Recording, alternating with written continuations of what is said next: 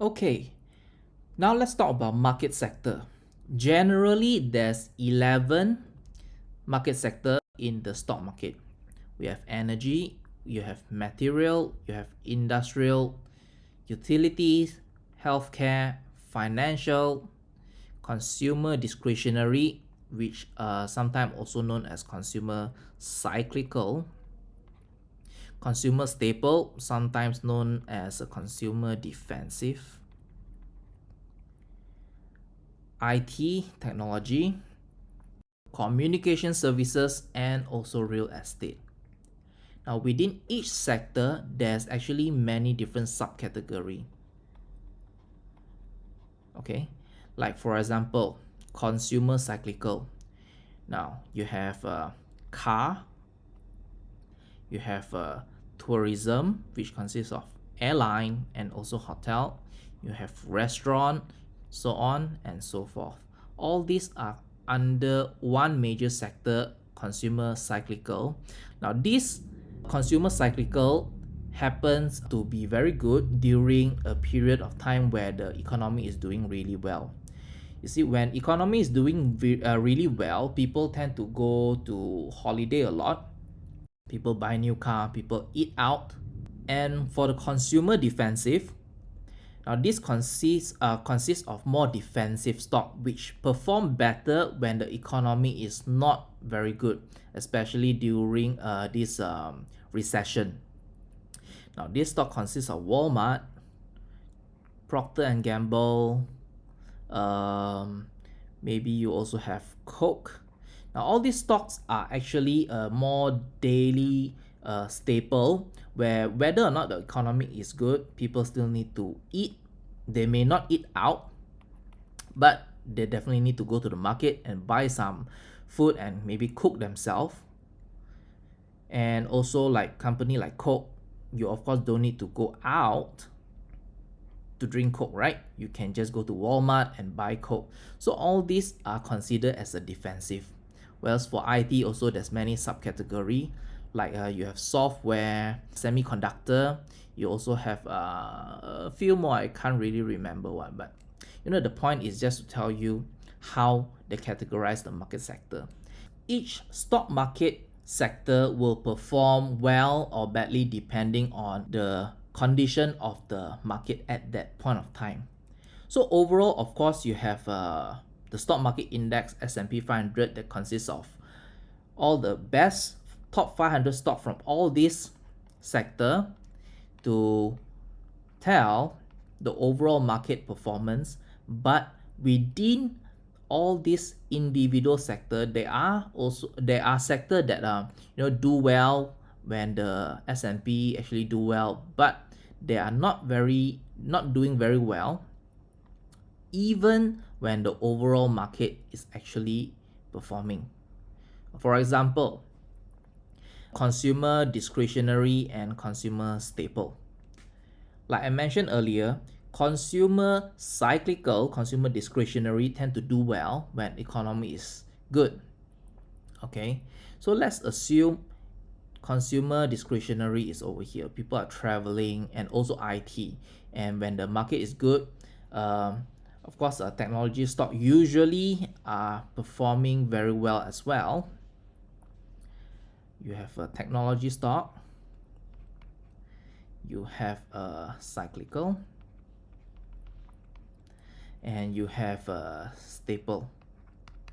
Okay, during this period of time where all these are doing very well, now the market fund tends to move from one sector to another. If let's say I'm holding a Walmart stock, okay, Walmart stock. Now I know that IT and all the cyclical are doing very well during this period of time. Do you think I will still want to hold Walmart and go through all the low time? Of course not, right?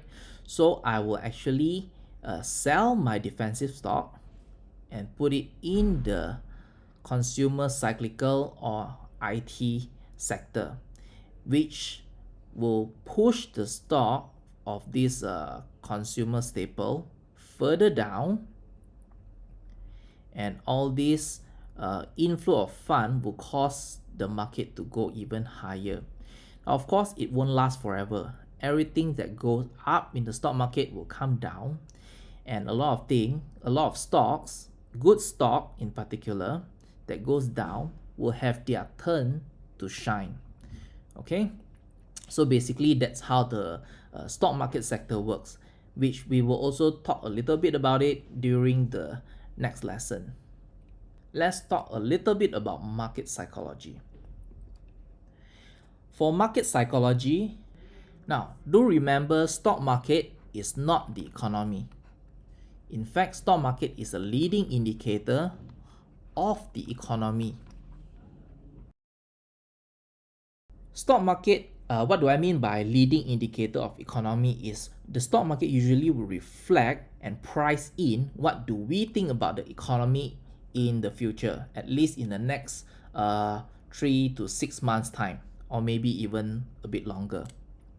You can tell by these two different market cycle. One represented by the stock market cycle, which is in blue, and the yellow one is economy cycle. Now, when the stock market is right at its peak, the economy is not yet on its peak. It's still going up.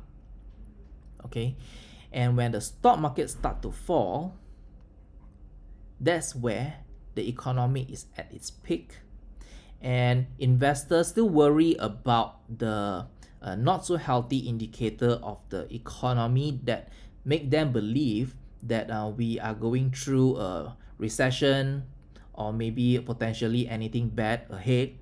That's where investors will rather sell their stock market and keep more cash, and further pushing the stock market price lower until it reached bottom. Now, you can tell that when stock market reached the bottom, the economy is still not bottom yet. It's still going down. And when all the seller has already completely sell their share, and they felt that maybe it's time to re-enter the stock market as they think that the market has bottomed, no more selling will occur, and that's where the beginning of a new bull market, or sometimes what we call a stock market recovery. And when the market start to recover, that's where the economy actually right at the bottom. Okay, so from here you can roughly tell the difference between the stock market cycle and the economy cycle. If you want to invest, do not base on economy cycle.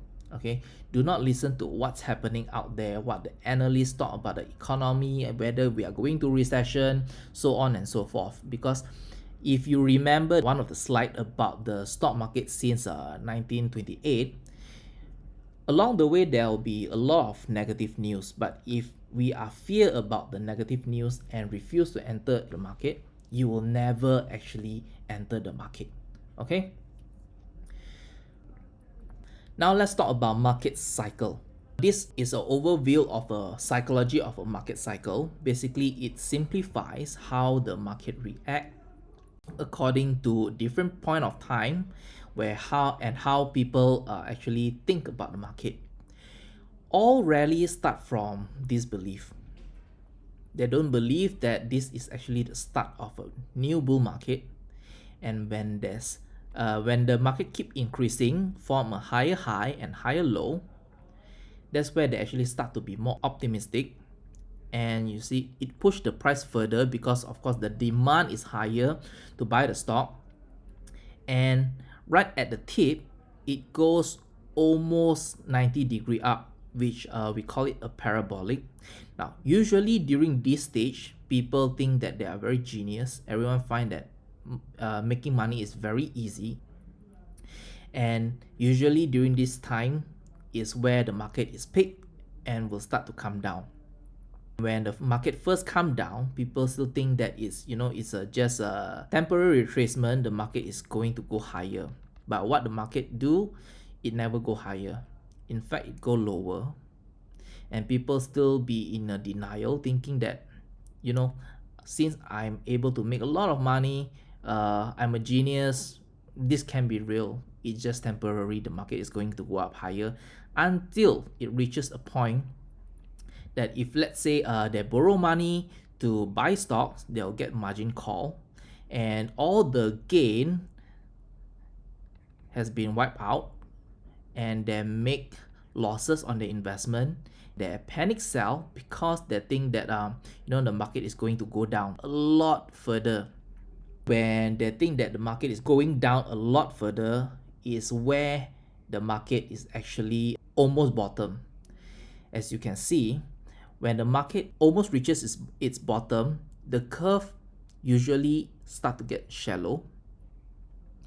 And when the market is bottom, it's even more shallow and almost stay flat.